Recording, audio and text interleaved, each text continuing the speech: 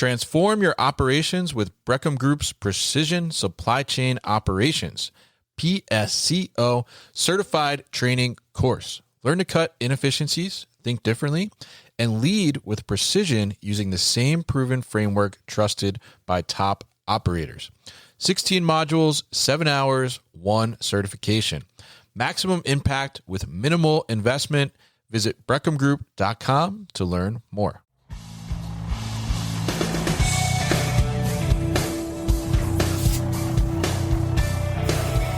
The New Warehouse Podcast, hosted by Kevin Lawton, is your source for insights and ideas from the distribution, transportation, and logistics industry. A new episode every Monday morning brings you the latest from industry experts and thought leaders. And now, here's Kevin.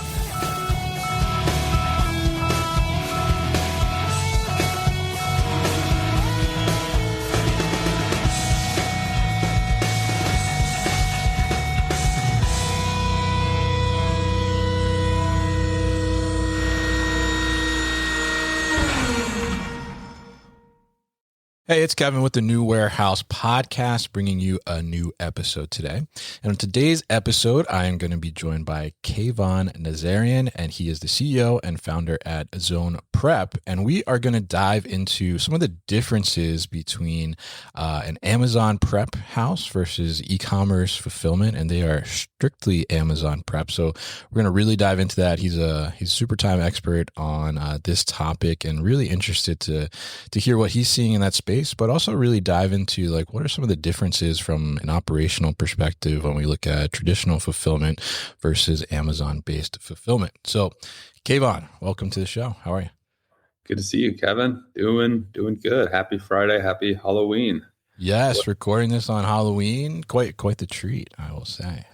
Yeah, glad we made time to make it happen. Yeah, absolutely. So happy to get you on here and happy to talk about this topic too. We've talked a little bit about kind of Amazon prep and FBA on the show before, but we haven't quite dove into this topic and discuss some of the differences. But before we do that, why don't you tell us a little bit about your business? Tell us a little bit about ZonPrep, what it is you do, and kind of how you came to found this business as well.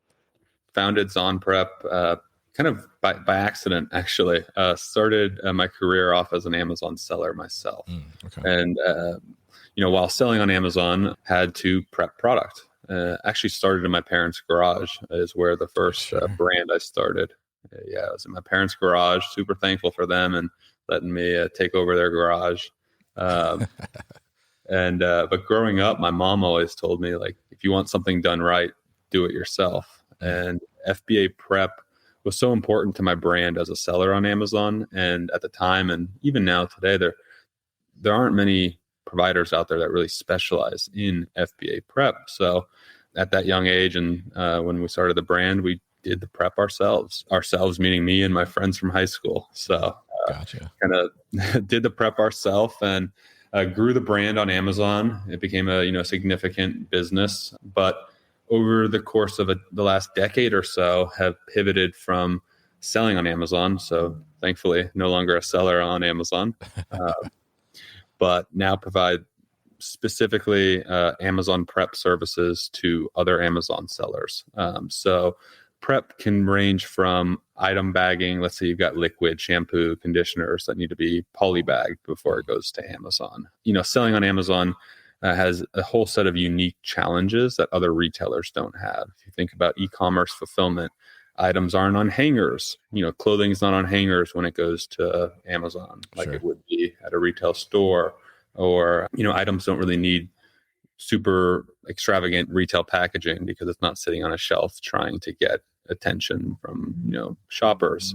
But all that said, so, our prep services range from, let's say, liquid prep, like I mentioned, glass items that need bubble wrap, whereas they wouldn't need that when they're sitting on a retail shelf. We do a lot of kitting and bundling. So a shampoo and a conditioner that on Amazon is sold as a multi-pack, one of each.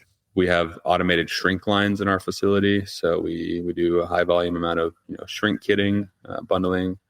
But then most notably, one of the biggest challenges that Amazon sellers face is the inbound transportation and routing to Amazon. So regardless of if the items need prep or not, Amazon sellers are challenged with Amazon's new requirements where, say you're a seller, Kevin, and you want to send in 100 of these Yetis. Sure. Amazon's realized over the years that, if they take it into one of their cross-dock facilities in California and then someone buys the product in New York, they're having to move that inventory on their own dime to fulfillment centers close to New York to fulfill those orders. So Amazon used to say, hey, send it all to one cross-dock facility. We'll distribute your inventory all across the country. Now Amazon says, we want you to send your inventory. So those 100 Yetis, we want you to send 20 of them to our cross-dock in California, 20 to our cross-dock in Texas, 20 to our cross-dock in Jersey. Anyways, 5 different regional cross-docks around the country. And then Amazon from there can redistribute that inventory to micro fulfillment centers throughout the region. And that's reduced Amazon's costs a lot because they're able to push that initial distribution cost back on the sellers. But Amazon also has a paid service. It's called inbound placement fees, where you can still opt in to ship your inventory to one location of Amazon's, and then they will carry that distribution cost on their end and send to the 5 and then send to the hundreds of fulfillment centers. But it's a really, really costly fee. And there's a lot of delays in getting your inventory, into that national cross dock that then has to transfer the inventory to regionals and then the fulfillment center. So where we come in is we're a partner of Amazon's, and we actually get what we call live unload appointments with Amazon. So when those trailers get into Amazon has a big building. They've got a trailer yard twice the size of the building where loaded trailers just sit. We're able to kind of bypass that waiting area and get our trailers unloaded right away. So that helps sellers get their inventory received by Amazon super quick. But also we're running consolidation. So whereas one seller might be shipping 100 Yetis, we're able to consolidate those 100 Yetis with 1,000 shampoos or 1,000 things of dog food and send direct full truckloads to those facilities, where sellers individually wouldn't have that ability to consolidate. So that really helps drive down their cost of shipping. If they need any FBA prep, we'll do it before we ship it to Amazon, so that when Amazon receives it, it's ready to go, and we'll get it to Amazon as quickly and as efficiently as possible.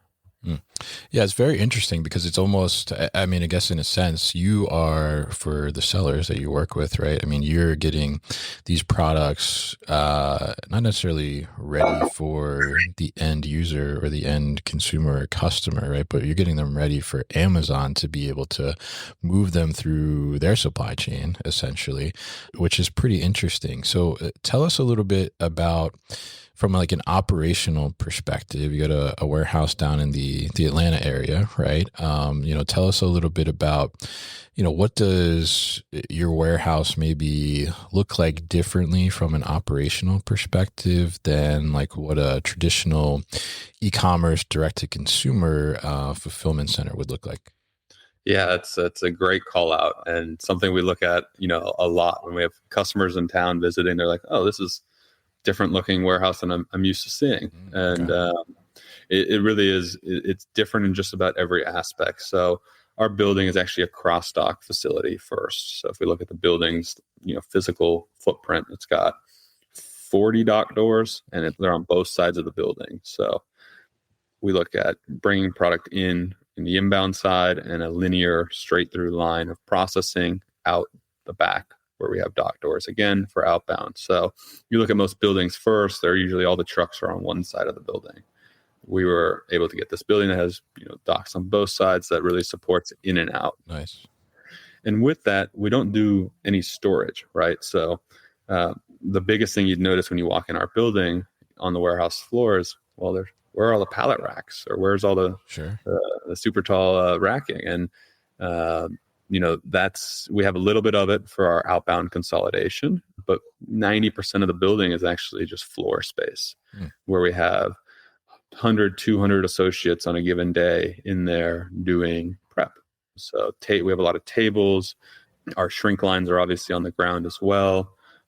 So I think that's the biggest, like if you look at like a B2B or a D2C fulfillment house versus us, is We've got a lot more floor space. We don't use the height like you would see in a racked building. Yeah, interesting. So you mentioned you don't have a lot of, I guess, like vertical storage. So is the product that's coming in from sellers? I mean, is it moving through your operation fairly quickly, and that's why you don't really hold inventory?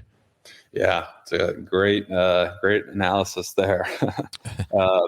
Yeah, product in our building, we like to tell sellers and our customers is not making us money, and it's not making our customer money. Like, we don't charge for storage, and it's not sellable in our building. It needs to get into Amazon to be sellable for the customer and to Amazon shoppers. So the average is probably like 1 to 3 days is how long product will sit within our four walls. I see. Okay. So we're turning inventory super, super quick, which is also why having high dock door count is important, to just turn and really quickly turn that inventory.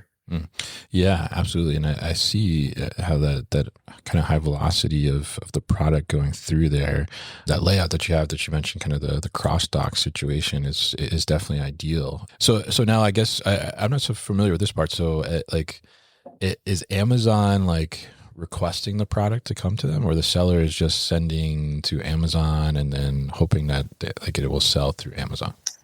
Yeah, so it depends on the brand's relationship with Amazon. So Okay. nerd out on this all day, but Yeah, Amazon has two methods to sell on their marketplace. They have traditional retail, like vendor. So you can be a vendor to Amazon. It's called Vendor Central, also known as 1P. Okay. Larger brands are usually what you see on Vendor Central. They are selling inventory to Amazon. Amazon's kind of placing those orders at Amazon's cadence. So Amazon's saying, we need this. They cut a PO to the vendor fulfills it. We work with some vendors, but primarily our customer base is comprised of Amazon sellers. So those are third-party marketplace sellers that are selling on the platform, much like if they were selling on eBay, for example. They're just a seller. With that, those sellers are making their own discretion and saying, hey, I want to send inventory into Amazon. Amazon's not managing forecasting or placing POs, which is actually an interesting point, because we're in the process of building out forecasting tools for our customers, because the inventory that they send to us, we're trying to help optimize and influence them to make the smartest decisions where possible. That's very interesting. And so I imagine too that because of that kind of model and that nature, I imagine you see like a lot of different variability in the types of products you're dealing with, where like a traditional e-commerce shop would probably be like, okay, we specialize in apparel, right? Or we specialize in cosmetics. So tell us a little bit about, like, from an operational perspective, how do you handle the variability in products there? Because I imagine like you probably have like some small products, and you probably get some big products sometimes. Like how does that flexibility work, and how do you kind of build that into like your operational processes? We'll be back after a quick break. If your warehouse runs on sticky notes, crossed fingers, and one person who just knows where stuff is, it's time for Endpoint. They connect your shop, stock, and shipments so you can stop playing hide and seek with inventory, and Gary can take some time off. Get real-time visibility and your sanity back at endpointas.com. And if you upgrade your warehouse before December 31st, you can take advantage of no payments for 90 days and 0% financing for up to 36 months. You may also be eligible to deduct up to 100% of your qualifying investment under Section 179.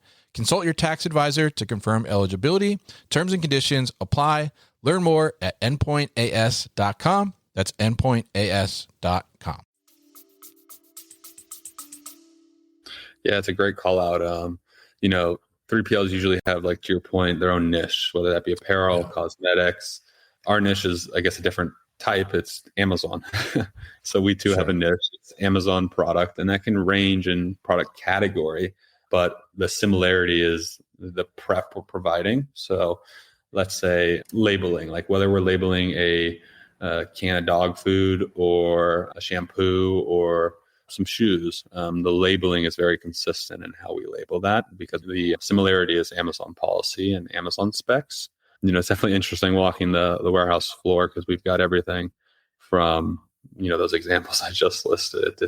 Yeah, definitely. And I think it's really interesting to hear kind of that variability in the product, but how you're still able to kind of, I guess, standardize a little bit your processes around that and what that entails. And obviously, I guess too, like, that the product is going through the building so quickly, that probably helps too, or you don't have to figure out like, okay, one day I have some like eyeshadow that I gotta store, and another day I have like some like weed whacker or something I gotta store, right? So I mean that certainly helps there. Now tell us a little bit about, because I saw like recently that Amazon announced that they're going to stop their internal prep services, right? I think in the beginning of 2026, I think is what I saw. So I mean, Amazon was offering these prep services along with prep centers like yourself. So tell us, like, what does that mean for Amazon sellers, and is that like a big shift in the Amazon seller community, or what is the temperature around that?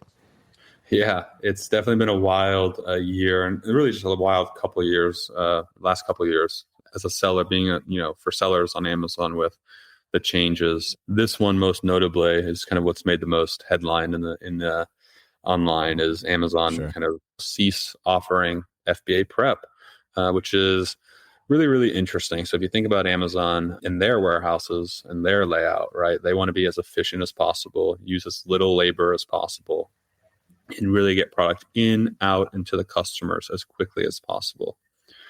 So FBA prep, if you remember back to like kind of how I was explaining like our warehouse layout, we can't use the height of the building. So there's a lot of dead space. There's also a lot of associates that we need to perform this FBA prep. It kind of doesn't fit Amazon's model of what they want their warehouses to be and look like and operate as.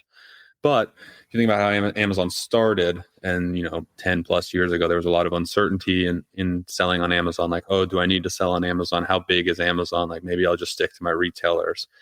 Amazon realized that they had unique packaging requirements that brands that are omni-channel that sell into retail stores don't need to do to their inventory that's going to retail. So they said, hey, if we want to get these large brands and these sellers onto our platform, we're going to have to offer a service to normalize and streamline their packaging, our packaging requirements that we're putting onto them. So Amazon started offering prep. It was never something they wanted to do, but it was something they kind of had to do. They priced it. They also priced it in a way that represented their lack of desire to be a provider. They weren't very competitive. It was pretty high, and it's like, hey, if you need us, we'll do it. We're not too excited about doing it. Yeah. But Amazon today is, I would say brands need Amazon more than Amazon needs a brand. And so Amazon has, just this week made announcements about layoffs and their plan to really automate and reduce headcount by like 700,000 by 2033 in their warehousing facilities and operations. So this was just one piece of that, like, really Amazon focusing on what they do best and pushing the challenge outside of their buildings. Yeah, absolutely. And I think it's interesting. So, I mean, what does that mean for you as a prep seller? I mean, does that mean that like you're seeing a spike in demand for services, or are most of the kind of savvy sellers already not using Amazon, or what's like, how does that work? You'd be surprised. Like there are very, very large multinational like enterprise brands and conglomerates out there that have been using Amazon for prep since I started selling on Amazon, and it's really mind-boggling because of the cost, the inefficiencies. So those, but then there's also smaller sellers and Amazon exclusive brands that were also using Amazon, and we're seeing all of that volume being displaced into our industry right now. So it's been a great year for us. Our demand, we definitely have a lot of demand for our services right now, and really it's really interesting to see how it's displaced in the industry. Like I think a lot of companies like ours and others out there are going to absorb a lot of the volume, But then there's also going to be like a round two where some of these brands chose like the cheapest provider out in the industry, and that provider's, getting overwhelmed with all this volume, and they're going to potentially fail. And then there's going to be a round two of people looking to move providers next year, because Amazon announced it in late July and they only gave them till the end of December. January 1st, they're washing their hands of FBA prep. So there's been, a lot of brands have to make very quick decisions, and it's a challenging operational decision to make in Q4 too. So yeah, it's a little bit of a scramble. I can imagine for some of them. So I guess to that point, as sellers are out there looking, or brands are looking for prep services, and we often talk about on the show and topics and the industry 3PL world, like, how do you find the right 3PL or know that the 3PL is good, aside from like their pricing structure? What would you say are kind of the hallmark signals that a prep center is a good one, or maybe even that is a bad one, right? What should you be looking out for? I would say like Amazon Prep is not the easiest, 3PL service to offer. So I think finding a provider for, brands out there that are looking, like, find a provider. It doesn't have to be us, but whoever you go with, like, sure, find someone who specializes in FBA prep. A lot of 3PLs, especially now with Amazon removing themselves from the market, are like, oh, we can do prep. Oh, we can't be that hard. Like, we offer FBA prep. And there's a difference between a provider that, does a dozen things and also does FBA prep, to the providers out there that specialize in FBA prep. Especially, there's a lot of, prep providers out there that, like us, were sellers first, that really understand Amazon from the inside out. And I think that's important in picking a partner, is just finding someone that really knows the prep process, knows Amazon's requirements, and also has the consolidation, because a lot of 3PLs can, even if they can properly do the prep, the 3PL doesn't have the Amazon volume to run consolidation like we or others do. So I think really, finding someone that's in the Amazon niche is crucial. Yeah, absolutely. And talk to us a little bit about that consolidation. Like, what does that mean? Yes, we see sellers like come into us that are shipping LTL to Amazon, and they're spending 20 plus days in transit time getting their inventory into Amazon. Oh wow! Which that inventory is not available for sale. It's tying up cash. Sure. It's a really big pain point for brands. And then they switch over to us, and we're bringing that lead time down sub 6 days. So tremendous lead time improvement. There's also the cost element. We're shipping floor loaded trailers to Amazon that have 80, 90 pallets worth of inventory in a trailer, because we're, floor stacking the boxes. Yeah. Cubing out. Yeah. And really cubing out these trailers. So we're able to offer a really competitive cost to our selling partners. Interesting. Yeah. And that makes a ton of sense. And 20-day transit time, like, being in the same country, that's pretty wild. It's wild if you think about it, because LTL typically, cross country will take like a week, but then you've got the appointment at Amazon, and those LTL providers will just drop a trailer in Amazon's yard, and then it can take 2 weeks from then to get Amazon to unload it. So, oh wow, interesting. So that's kind of where, like you mentioned earlier in the conversation about having some of those like live unload partnership. I think it was kind of what you called it. That's where that kind of, I guess, plays into the seller's favor and benefit, right? That's exactly right. Yep. Yeah. Interesting. So you talked about kind of the operation from a physical perspective, but from like an e-commerce D2C perspective, or traditional B2B 3PL warehouse operation, typically we have like a warehouse management system or a WMS. Like what kind of system do you use on the prep side? Yeah, it's another great question. Unfortunately, there's not a WMS out there that does Amazon Prep super efficiently, and let alone consolidation and kind of all the things we needed. So we actually built our own completely in-house. We have built our own WMS. You can call it a WMS, but since we don't do storage, it's like more of a processing system, right? Sure. To receive items in, create these shipments with Amazon over API, print the box labels, print the item labels. Like it's very niche to the Amazon space. So, it was a blessing in disguise that there wasn't, and I don't think still is, like a really good prep WMS out there, because it forced us to build it ourselves, which it's been a journey. And overall, I think what we have now is super, super powerful and scalable. And, if you asked us to do D2C on it or B2B, it might, it's not meant for that. Yeah. But it's really hyper optimized and efficient for FBA prep.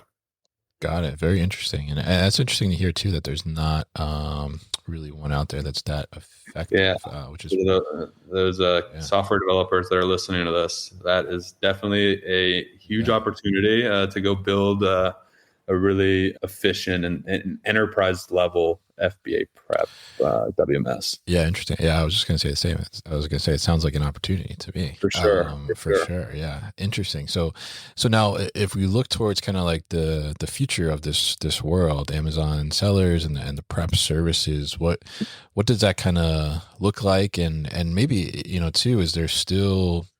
Do you still feel like there's lots of opportunity for new Amazon sellers to come into the game?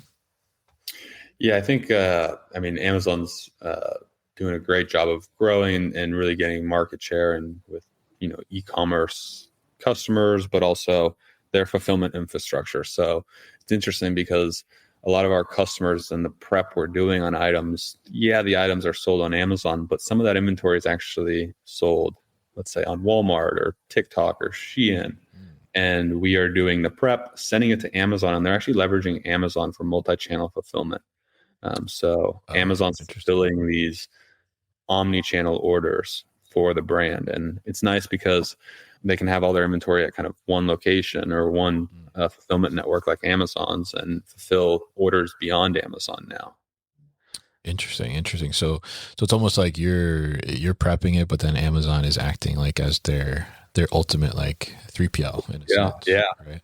And Amazon's got a program where it's called AWD, Amazon Warehousing Distribution. Yeah. Right now it's used for like bulk storage before fulfillment centers, but they're rolling out features where you can actually use AWD to fulfill brick and mortar retail POs. So case pack POs, pallet POs.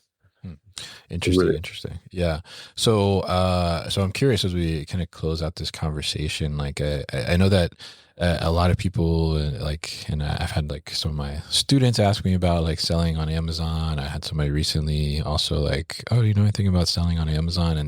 And obviously we see a ton of stuff on social media about like, these Amazon sellers and they made all this money and things like that. I mean, you're a former Amazon seller and you interact with them on a daily basis, I'm sure. So what kind of advice would you give, and what's I guess the reality too around selling on Amazon? As it relates to selling on Amazon, I think there's still a ton of opportunity out there.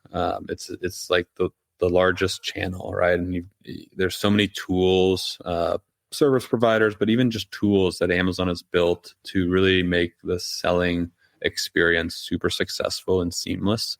Whereas when I was a seller on Amazon over a decade ago, like a lot of the things they have today just didn't exist. And Amazon has done a great job of building out a partner ecosystem, a whole library of tools and software to analyze and improve your selling success.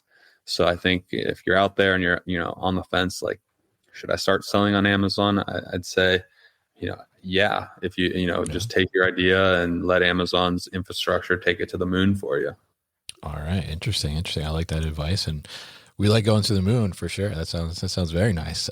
So if people are looking to start selling on Amazon, but they don't want to do the prep work themselves and they want to reach out to you, what's the best way to get in touch and learn more about ZonPrep? Yeah, I'd say if you need help on the prep side, feel free to reach out to us. Our sales team is super, super awesome. But also if you need help with selling on Amazon, we have a great partners, Amazon agencies and accelerators that can help sellers, actually, or brands get their product on Amazon and manage from A to Z listings, PPC advertising, inventory forecasting, and then we work with them as the prep provider. So it really depends on, what you're looking for, but we have, like I said, great partners that can help on the digital side of Amazon as well, and the commercial side too. All right, fantastic. And what's your website? Yeah, it's just zonprep.com. There we go. You see it on the shirt. Just add the .com, right? Add the .com. I got to get a polo made that has the .com. Fantastic. So great to talk to you today, Kayvon, and we will definitely put all the information about ZonPrep and how to get in touch with you at thenewwarehouse.com, as well as in the show notes here. So appreciate your time on the show today.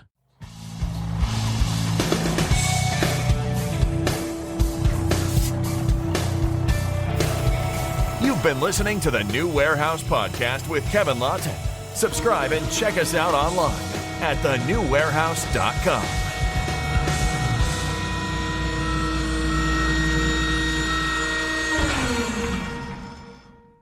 Enjoyed this episode? Make sure you are subscribed to the podcast, and for more content from the New Warehouse, find us on LinkedIn and YouTube.